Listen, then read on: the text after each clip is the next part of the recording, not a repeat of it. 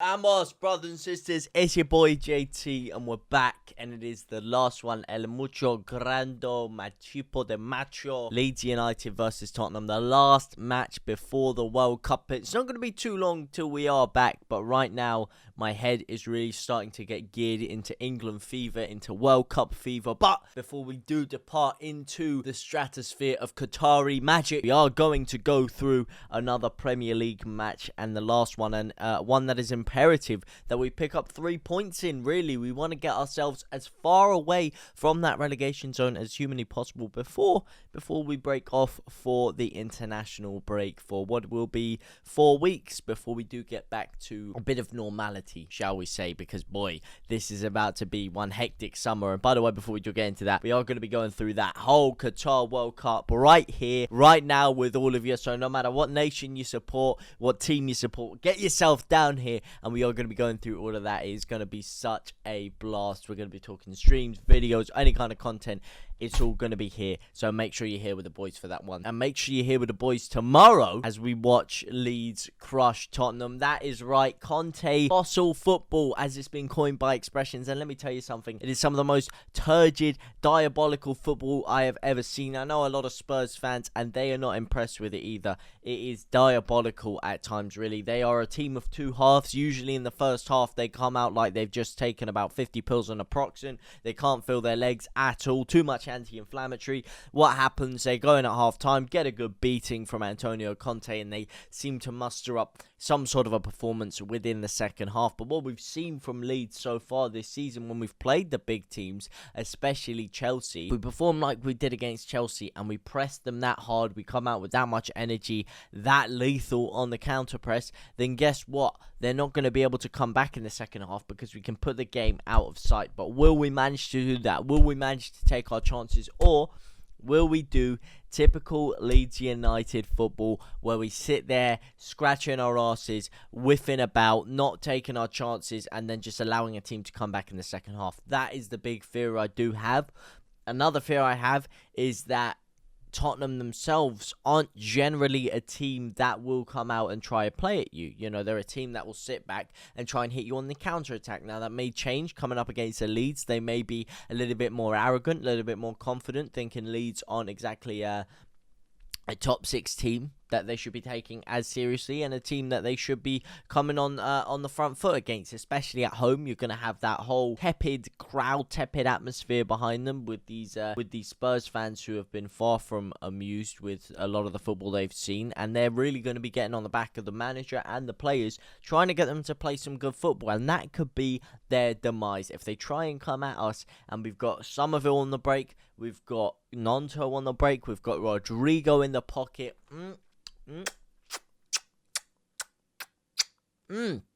It's going to be beautiful. It is going to be beautiful. Speaking of Rodrigo and speaking of the team, there are some key absentees. Patrick Bamford is not going to be playing. Patrick Bamford is going to be out until after the World Cup as well. Obviously, Sinisterra is also going to be out until after the World Cup. 2 big misses for Leeds, you could argue. Jack Harrison apparently also has a muscular injury. It doesn't look like he is going to be able to play. Gelhardt might actually managed to get himself back in. It is not confirmed as to whether he will. However, he might be able to get himself back into contention, but I don't think he will really feature anyway. So I don't think that's really that relevant. Dallas obviously still out. Archie Gray still out. Mateusz Klich now out. And Adam Forshaw still out as well. So the big one is Jack Harrison and Patrick Bamford. And I didn't really think that Jack Harrison was going to play anyway, to be honest. So, again, maybe that hurts us with an option off the bench. Well, that definitely hurts us with an option off the bench. But there is still a slight chance that he might be able to feature. As for Tottenham Hotspur, they're going to be without Heung-min Son, Sessegnon, and Christian Romero. The big one, obviously, Heung-min Son had that eye injury the other week. He hasn't been on red-hot form this year, to be honest. He hasn't. And the main one I'm really scared about, the one that I think could cause us some serious problems down that left-hand side, is Kulusevski. You saw him come on the other week, and he completely changed the game. If he'd have played earlier against Liverpool, I think Spurs could have seriously got something out of that game. Kulusevski changed the game down that right-hand side. He's really good at cutting inside, whipping in those in-swinging crosses. Kind of something that Jack Harrison was meant to be doing for Leeds, that Jesse Marsh wanted him to do, whipping in the in-swingers, cutting in from the right on his left foot. That is something that Kulusevski is very, very good at. And especially with how narrow we like to play with our defenders, if we don't have a natural left-back like a Firpo out there, he could find himself in quite a lot of space, and I'm quite scared as to what he can do, whipping those balls into Harry Kane.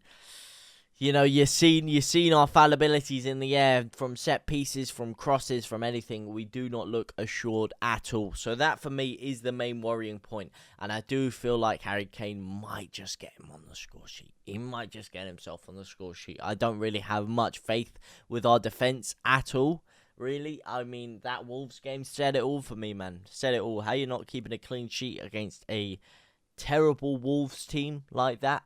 I'll never know. I'll never know.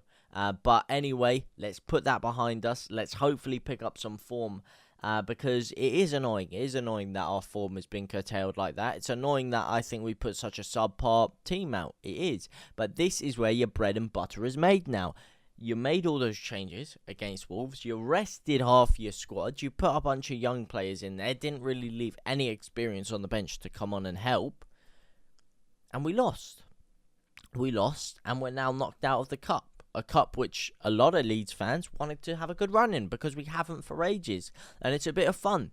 You know, I don't want to be one of those fans that's all about, oh yeah, let's just survive in the league. The league is all that matters. Da da da da. No, at the end of the day, we love football for what? Because it's a fun sport. Because it's entertainment.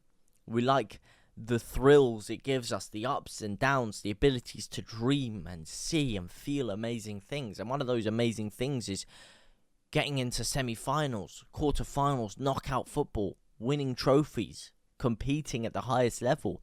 That's what makes you dream. That's what gives you fun. Not, oh, let's just sack our way out of the competition and then just try and amply survive a relegation battle and finish in 15th place. That's not fun. That's not dreamy. There's no thrill in that. That's boring. That's the safe option. And we've taken the safe option in resting all our players for this game.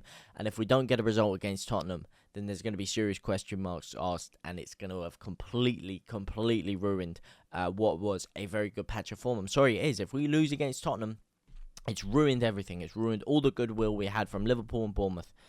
If we go and lose 2 games in a row, our momentum's gone. We're back down nearer the relegation battle. And we're also out of the cup. It would have been 2 defeats in a row, going into an international break, coming back. If we lose again, then it's 3 defeats in a row. It's not good. We have to bounce back. We have to get a win. But on a more positive note, I think it's a win that we will get. I do have faith in them. I really like the football we have been playing when we've had our strong players out, i.e. Sourceville, Nonto, Rodrigo. Yeah, Rodrigo, who is going to bang. If you're going to sit there and try and tell me Rodrigo Moreno is not going to score, you must be living in cuckoo land, my brother. Rodrigo Moreno for sure is going to score. For me, my starting 11 is going to be Meslier in goal. We're going to be talking Strike and Cock at centre-backs. Again, he's not going to do it, but I want it. And I want Firpo left back, Ayling right back, JB and Adams in the midfield. That's right, I said it. JB and Adams in the midfield.